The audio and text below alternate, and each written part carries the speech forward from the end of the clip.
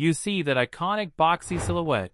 and those quad headlights on the used market, and you instantly imagine yourself carving up backroads or sliding around a track in the ultimate budget drift missile. But before you hand over your hard-earned cash, you need to understand that buying a BMW E36 is not just a purchase, it is a commitment to a lifestyle of constant maintenance.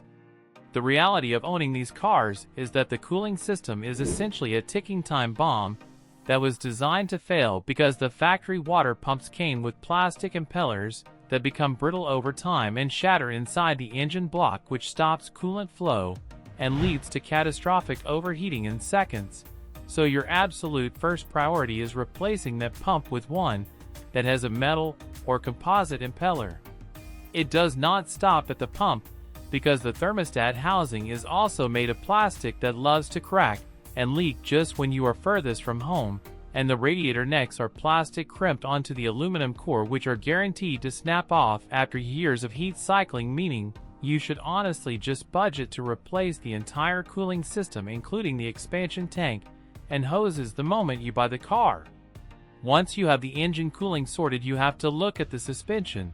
because if you feel a weird clunk from the rear end when you accelerate, or the back of the car feels like it is steering itself during a corner, you are dealing with worn rear trailing arm bushings, or ARTIBs, which are the Achilles heel of this chassis, and replacing them is a miserable job without the right press tool, but it is mandatory for safety. Another thing you need to be paranoid about is the chassis itself, specifically the rear subframe mounting points, because on the non-M models the sheet metal where the subframe bolts to the body is surprisingly thin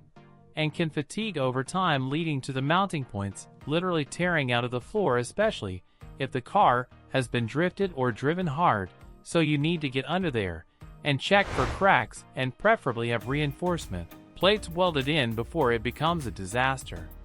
Under the hood, you will almost certainly deal with oil leaks, and the most annoying one is the valve cover gasket, which turns into hard plastic and leaks oil directly into the spark plug wells, causing misfires that will make you think your engine is dying when it is really just drowning in oil.